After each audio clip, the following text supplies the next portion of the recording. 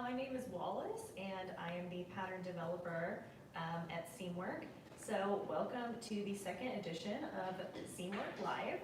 While we're waiting for people to join, I figured I would go over and talk about our new patterns that just came out yesterday. So in case you missed it, we came out with like a peasant style blouse as well as a midi length pleated skirt. So before we talk about lining versus underlining, I'm going to go through and show you all the new samples. I forgot the microphone. So this is one of the main versions without some ties. We have this version as well. You know what, Wallace? Hold on 1 second. I know Okay. that we have a microphone to make this easier, and I'm going okay. to grab it. Haley, Oh, grab the microphone for the. Sorry everyone that's watching. Hello from Miami. Thanks so much. We discovered last time, this is our second video, we discovered last time that doesn't stick in very well, that we need a microphone on here. Okay, I hope that's better. If you're watching, when Wallace starts talking again, comment in and tell me if she's easier to hear. Okay, hopefully it's a little easier to hear me this time around. So yeah, we're gonna go back to talking about this month's samples. So this is our member exclusive bonus version that is offered only to members. So the sleeve is a little different. So on the regular version, it's just gathered, so it creates kind of a like billowy look for the sleeve. And here you can see that it's a bell sleeve, which I personally really like a lot. There's some hook and eye closures on both versions, and again, the ties are totally optional. So the other pattern is the Kinsey skirt. Actually, I'll show you this one first. So yeah, it's just a midi length pleated skirt. And we also in our issue currently, we have the changes that we made specifically for our model in there, because I know that we had to lengthen the skirt quite a bit because she was very tall. So it's not quite this long if you just make the pattern as is. So yeah, it's just got knife pleats for the front and the back, all going the same direction. Got a side zip. So yeah, it's actually, I made one as well, which you can see in the issue. I offer a lot of tips this month for if you decide to use a fabric that's a little trickier, such as this sample. And yeah, this sample we also lined, which we'll talk about that later on too. Why we decided to line it versus underlining it. So yeah. So that's this month's patterns. So yeah, we'll go ahead and start talking about today's topic, which again is lining versus underlining. I've been answering a lot of customer questions about this, both in the community and in emails recently. So it seems to be a subject that a lot of people want a little more clarification or information on. So first, I'm going to start out by talking about what is underlining versus what lining is. So underlining is when you line a garment, but you treat the lining and the shell fabric, so the shell fabric is your outer fabric, you treat the lining and the shell fabric as if they were one pattern piece. So as you can see, I made this is the Colette Mabel skirt. So as you can see, I used a knit eyelet for the shell, which would have been really see-through for a skirt. And rather than using a regular lining, I decided to underline it because I was afraid that if I lined it, that the lining would not want to stay all the way down, and then that would be an issue because I would definitely want them to stay attached at all times. So yeah, so you can see with underlining that you can see the construction still. It doesn't hide any of the construction like if you do a regular lining, and it keeps all the pieces attached to each other, whereas a lining is typically free hanging our regular lining would hang free. So yeah, so pretty much an underlining, all of the pieces are sewn together on all sides, rather than a lining, the hem would be hanging free. So you can either hand. Just lost my microphone, guys. Sorry about that. Let's try I'll this just hang again. out a second while you. Yeah. It doesn't want to stay in my phone. Okay, there we go. So for an underlining, you can either hand sew them together or you can baste them by machine. Personally, I don't really like hand sewing. I hardly ever hand sew myself. So everything that I can do on a machine, I will. So yeah, like I said, whatever construction method you decide to use is still going to show through on the inside of the garment. It doesn't hide any of that. And also typically for underlining, you would use something that's like a little bit more supportive, heavier fabric, so more similar to your shell fabric rather than a lining. Lining fabric, since it hangs free and it's not really any part of like a structural support system, I would say, for the garment, it usually is lighter weight and therefore also not attached. So I will show you now, we'll move on to something that has a traditional lining. While you're getting that out, I want to say hi to Valerie from South Africa. Thank you for joining us. Yes, thank you so much, Valerie. Okay, so we're going to turn this sample inside out. So as you can see, this is a more traditional lining, whereas it hangs free. It's not attached to all of the seams. So now you can't see the construction, unless you completely pull up the lining. So it hides all of those details, if that's, what your desired look is. And it's also, again, it's made out of a lighter fabric because we're not using it to try to support the garment itself. Hi, yes, was that Leslie from Vancouver? Hold on, let me take one quick look. Hi, Leslie from Vancouver. I'm going to be up there in a couple months for Frock Tales. Will you be attending? So I'm going to go over as well as like some examples of when you would want to choose underlining versus lining, because that's also a question we get in the community quite a bit, where someone will ask, I want to make this garment, should I line it this way or should I underline it this way? And I also want to really emphasize that a lot of times with these questions, there's not a right or a wrong answer.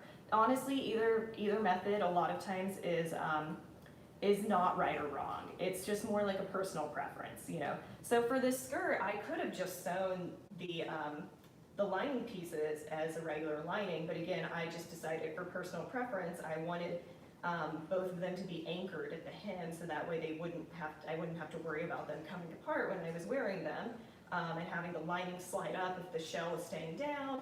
So that was why I personally just chose this method for this skirt. So other examples are for underlining, you could use it for fabric that is that's sheer.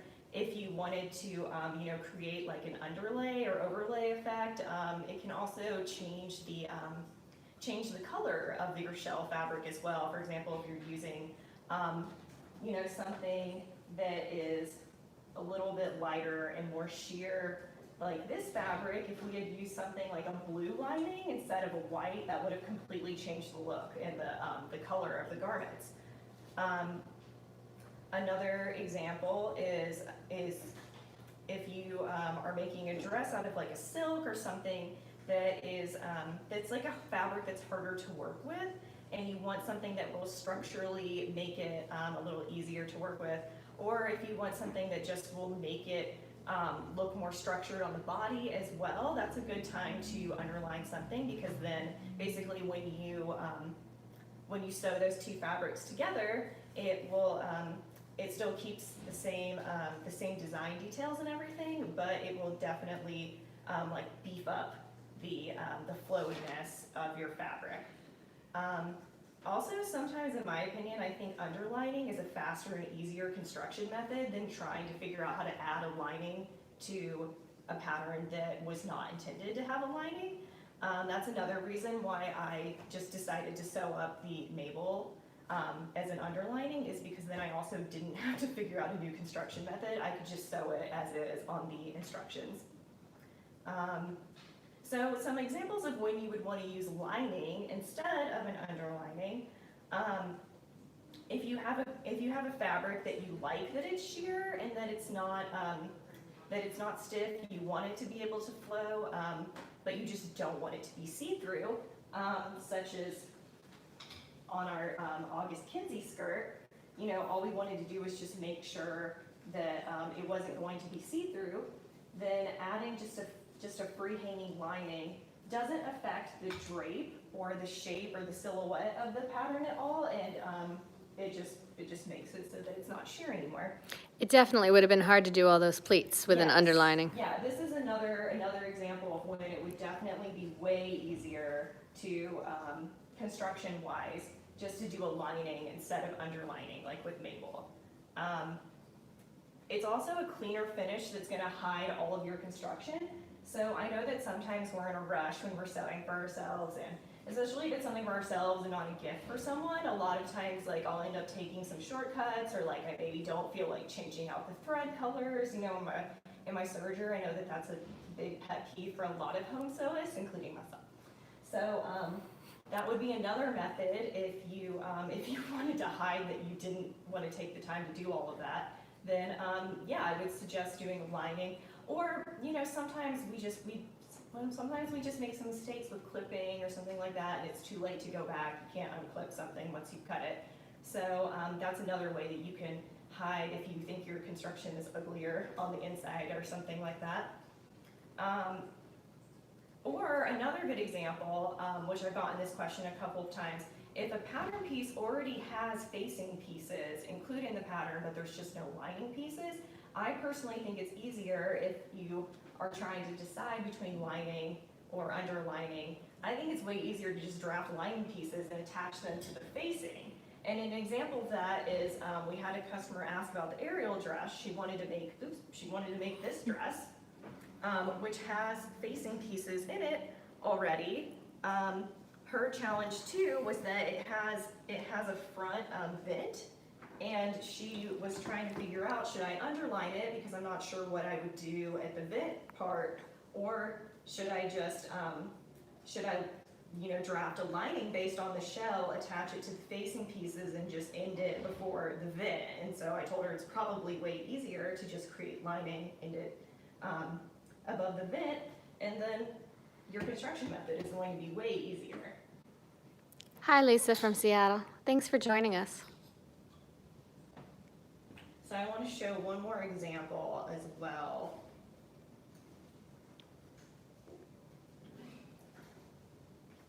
I'm going to show one more example as well of underlining versus lining. So here, this is the Laurel. This was one of our curvy photo shoot samples.